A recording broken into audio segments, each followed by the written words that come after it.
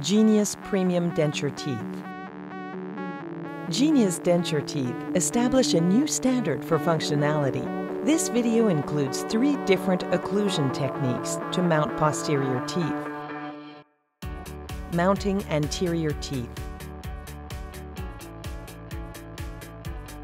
When the patterns are articulated with wax rims, it is important to properly mark the size and shape of the wax rim and its position in the patient's mouth in order to transfer the information to the articulator. This way, it is easier to place the top anterior teeth in the position determined by the rim of the maxilla. Then, the position of the top wax rim has to be recorded as accurately as possible by duplicating it with mastic positioned on the bottom model. This way, the exact position of the top anterior teeth will be sure to be found in relation to the mandible.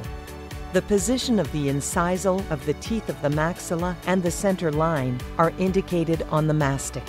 Naturally, start by placing the upper central teeth. It is important to follow the line drawn on the lower rim, as it indicates the antero-posterior position of the maxillary teeth. The middle determines the center of the face. It is very often the junction point of the center of the upper lip. In most cases, it's better to place the center of the upper anterior teeth there. The lateral teeth should normally be placed on an antero-posterior angle of approximately 3 degrees and slightly tilted to the side on which they are placed.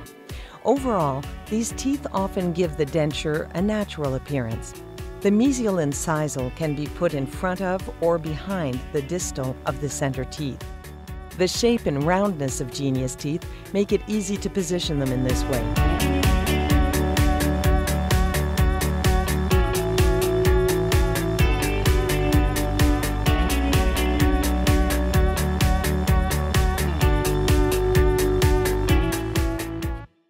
If we look at lateral tooth number 12, its mesial incisal is behind the distal of tooth number 11 without it disrupting our routines.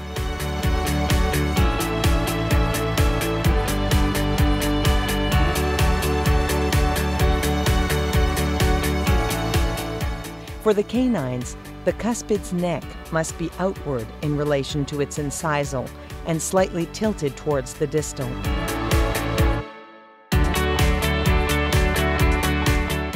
The cusp should touch the base plate, which gives more characterization to the prosthesis.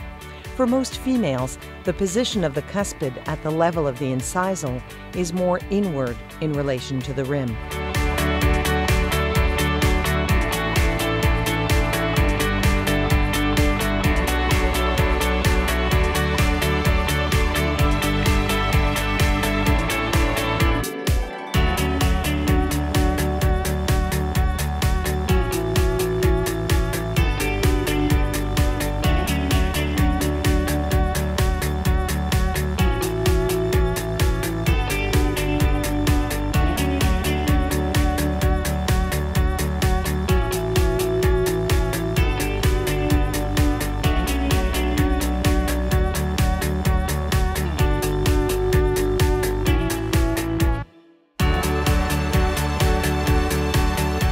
For lateral teeth, notice that for tooth number 12, the mesial incisal is lingualized, and for tooth number 22, the mesial incisal is buccalized.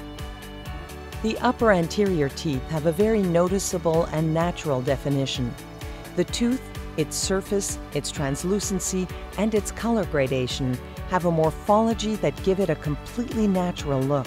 We are now installing the first premolar, which we will use as a guide for the posterior teeth.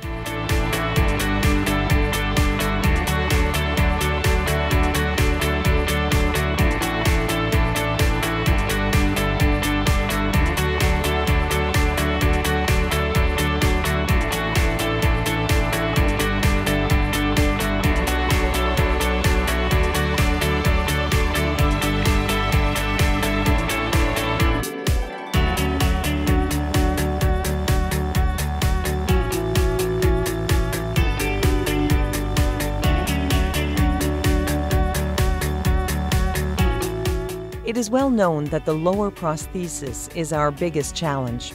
Unlike the upper, there is no suction, and ridges are often insufficient to keep the prosthesis in place.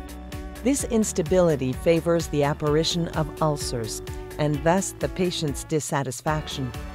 The conception and philosophy behind Genius teeth favors mounting the lower teeth first in order to properly position them at the center of the ridge, which promotes denture stability. An adequate base also helps to mount the posterior teeth. The former must be well adjusted from the start, as this will greatly ease setting up the lower posterior teeth and the upper posterior teeth afterwards. In the Genius mold chart, you will notice that there are 2 or 3 lower molds for one set of upper anterior teeth. These favor our choice of retrusion, normal, or prognathic classes. Some of us have been trained to leave a 1 to 2 millimeter overjet between the upper and lower anterior teeth. However, Genius teeth were conceived to represent the natural functions of mastication, and in nature, the incisal of the bottom teeth generally lightly touches the lingual of the top teeth. When mounting Genius teeth, after which you have mounted the upper anterior teeth to ensure the aesthetics, you can then mount the lower teeth. Following this philosophy, you have a nice selection of molds available that correspond to the chosen upper anterior teeth.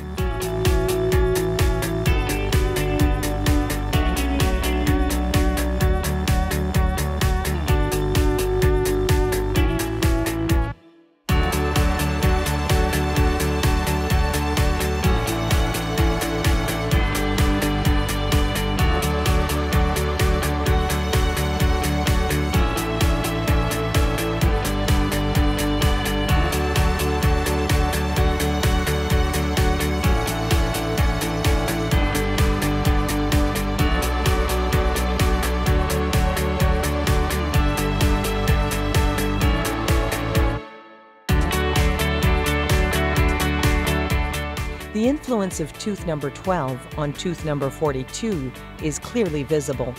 They are nearly edge to edge, but this will not prevent adequate mastication and will give a natural aspect to the aesthetics of the prostheses.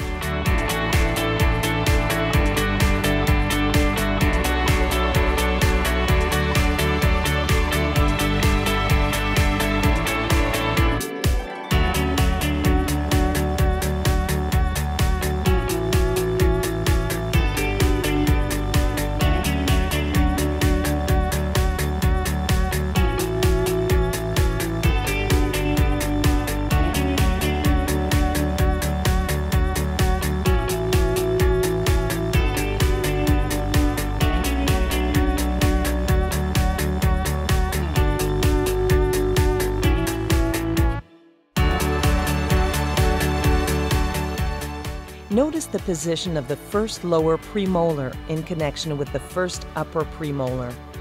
The lower cusp is at the mesial of the first upper premolar and at the distal of the cuspid.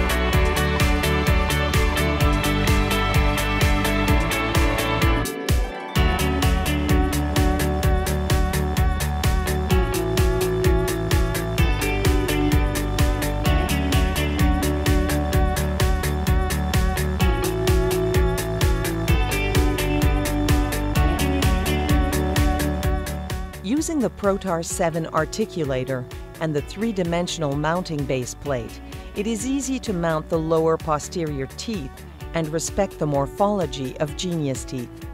From the start, it is important to properly adjust the mounting base plate in function of our model. It is not mandatory to have this mounting base plate to use Genius teeth. When you start mounting with the lower teeth, it is important to respect the natural principles of the curve of Spee and Wilson. With this plate, it is important to respect the center of the base plate with the center of the teeth. Also important to note is the buccal cusp of the first premolar should touch the base plate, even if it means moving the first upper premolar.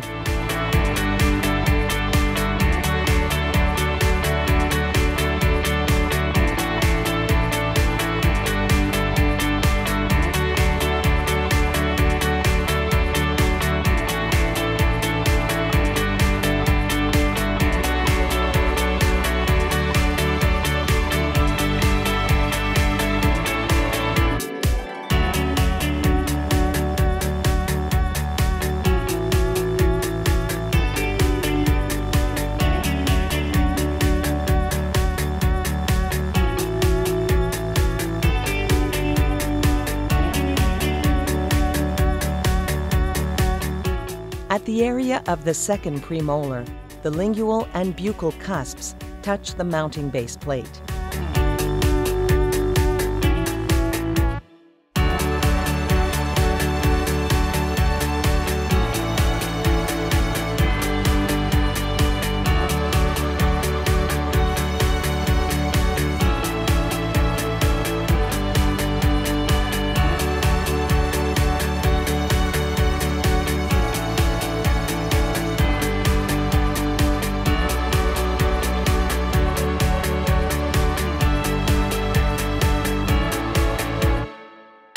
The first molar lingual cusps and distobuccal cusps contact the base plate.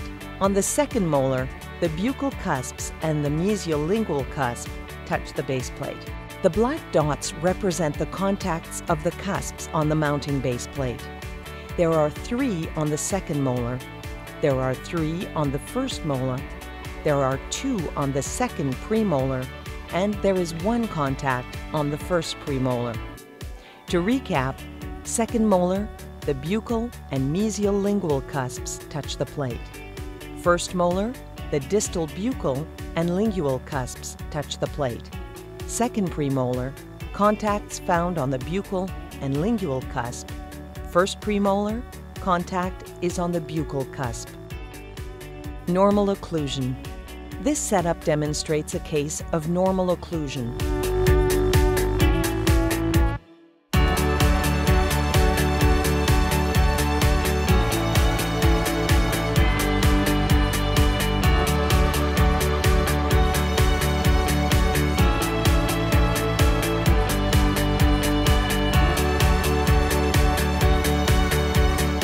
Mounting the first molar. The first molar is chosen first simply to have a normal occlusion between the teeth. You can always reduce the thickness of the second premolar if the space becomes insufficient. The center of the mesial cusp of the upper molar is on the center of the lower molar.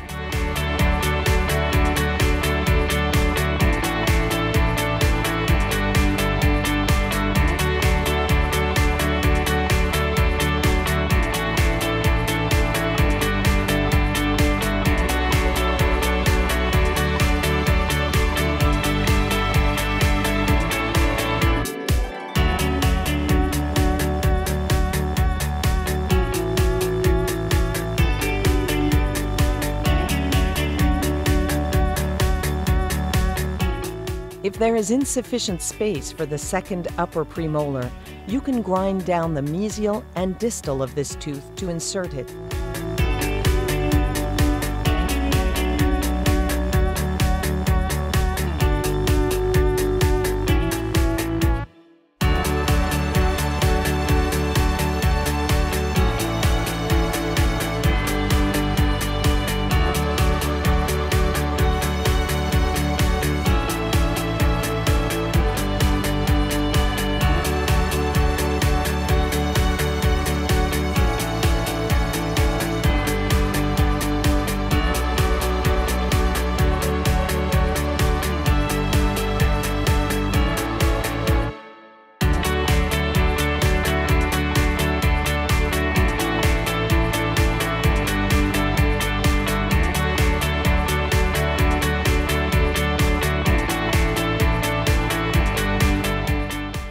At this point, it is important to evaluate the A-plane and the B-plane of the upper teeth so that adequate lateral retrusion and protrusion movements are possible.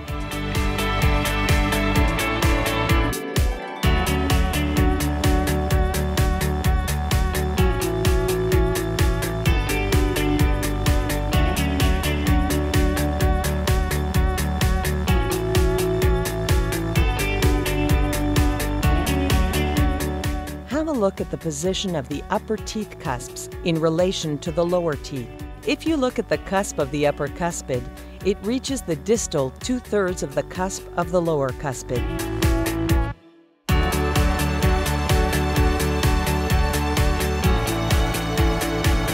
Remember that for the anterior teeth, there is slight contact between the top and bottom teeth. Therefore, there is little or no space. Crossbite occlusion. This setup demonstrates a case of crossbite occlusion.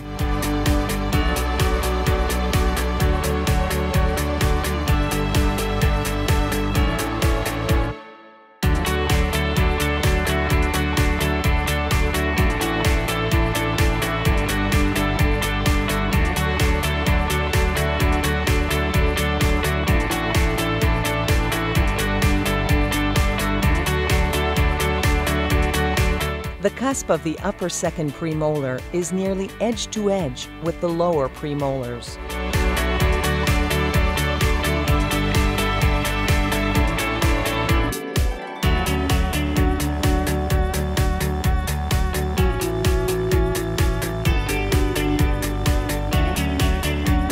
The upper first molar becomes really cross-bitten with its lower hominin. This is easily done with little or no grinding.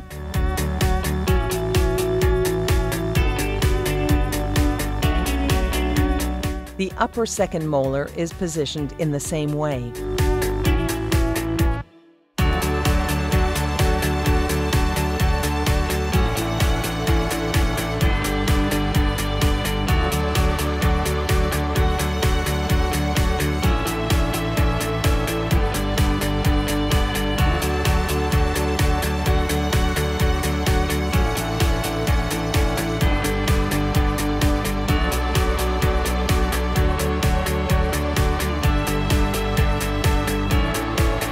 In a crossbite occlusion, the buccal cusps of the upper teeth play a very important role in the equilibrium between the prostheses and the lower teeth.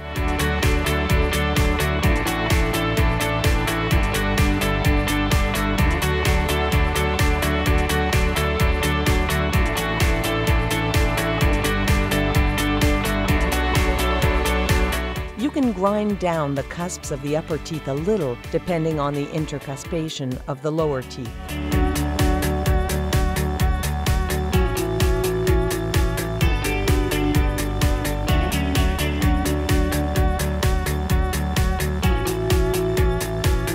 After a good check of the intercuspation between the two prostheses, the adaptation of the upper teeth to the lower ones becomes visible.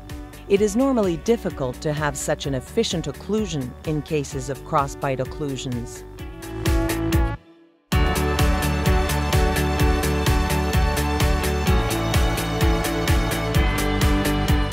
One should remember to slightly buccalize the buccal cusps so that the prostheses can have lateral movements without any buccal contact from the cusps. The central point, as always, is the upper lingual cusp in the fossa of the lower tooth. The equilibration of the prosthesis is globally done through the normal procedure. When you start mounting with the lower teeth, following the laws of nature, remember that the first lower molar ends up slightly below the occlusal height of the lower cuspid. This is also true for the second premolar in relation to the first one. Remount selective grinding begins with the first molar, followed by the second molar. This is why, during lateral movements, contacts only appear on anterior teeth and premolars. Beginning posterior setups with articulation of the lower teeth stabilizes the prosthesis and ensures that the lower posterior teeth are really at the center of the ridge. It's a guarantee of success. It is not easy to start with the lower teeth, but you will see the advantages and the positive results of this method when you do it. Reassembly of the molars always depends on the physiological angulation of the mandible and on the articulator in relation to the maxilla and to the angulation of the temporomandibular joint. However, if the second third of the retromolar pad is carefully followed with the wax rim, it usually follows the curve of Spee. Notice the aesthetic quality of the Genius tooth. There is a translucency, a gradation of colors that offer depth and an opalescence that you find in the different layers of teeth, which gives it a natural appearance. The neck is a little darker, while the incisal is whiter and more translucent.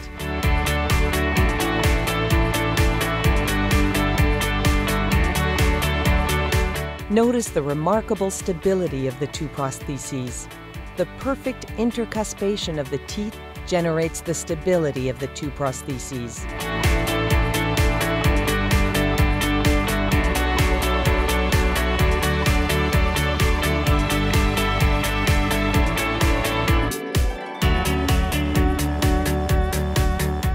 Lateral, protrusion, or occlusion movements are always supple and fitting, but stability remains its main quality.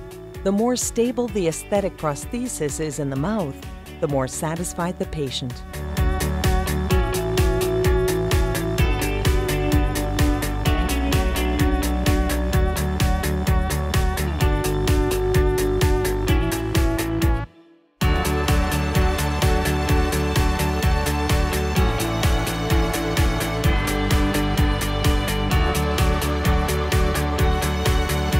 Lingualized occlusion.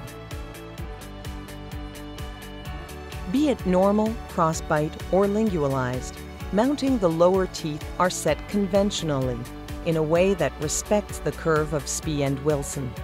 The upper teeth change position depending on the type of setup. In this case, we demonstrate lingualized occlusion.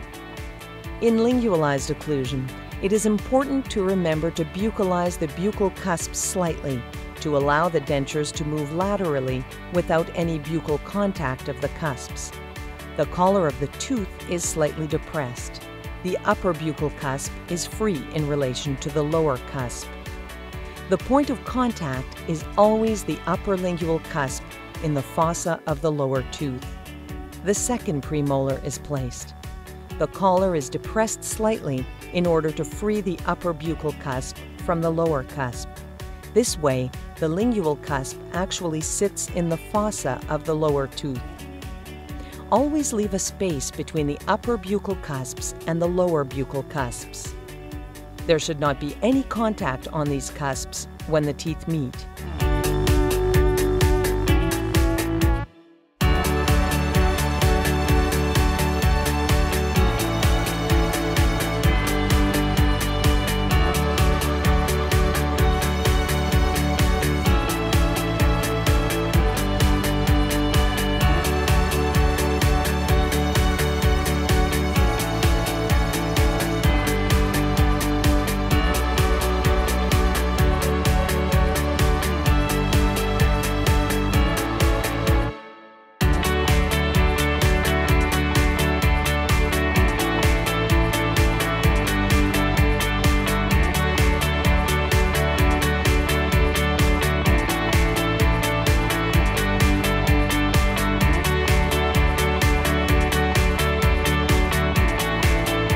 The first molar is now placed, according to the previous cusp-fossa relationships. The second molar is placed in the same manner as the first molar and premolars. Do not attempt to achieve tripod contact in lingualized occlusion. The upper lingual cusp always fits into the fossa of the lower tooth. This is the principle of the pestle crushing spices in a bowl.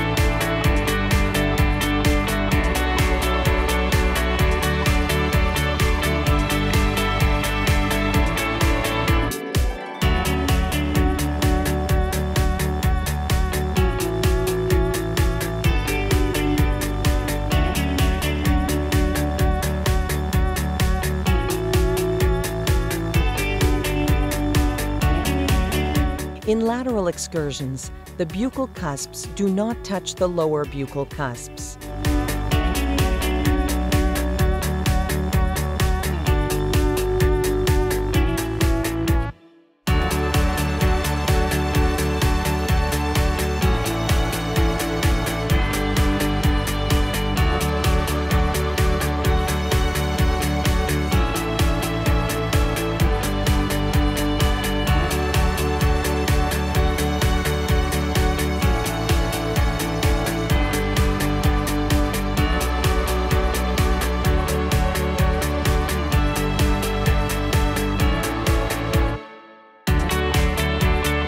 It is always the lingual cusp that makes contact in occlusion or lateral excursion.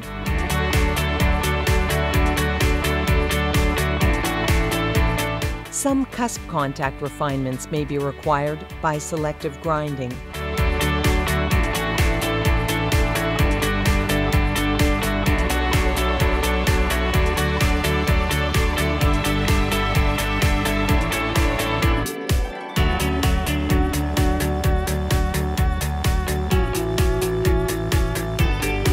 However, an overall lingualized occlusion is easily achieved with the required open freedom of excursive movements utilizing Genius posterior teeth.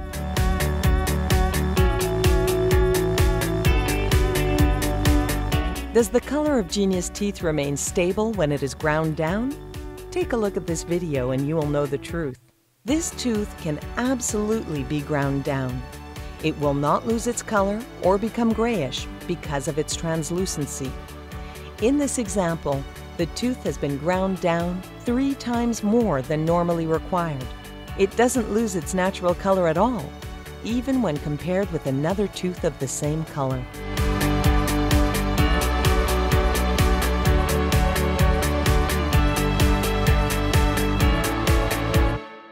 Notice the thickness of the ground down tooth and of the one which isn't. The color is not lost.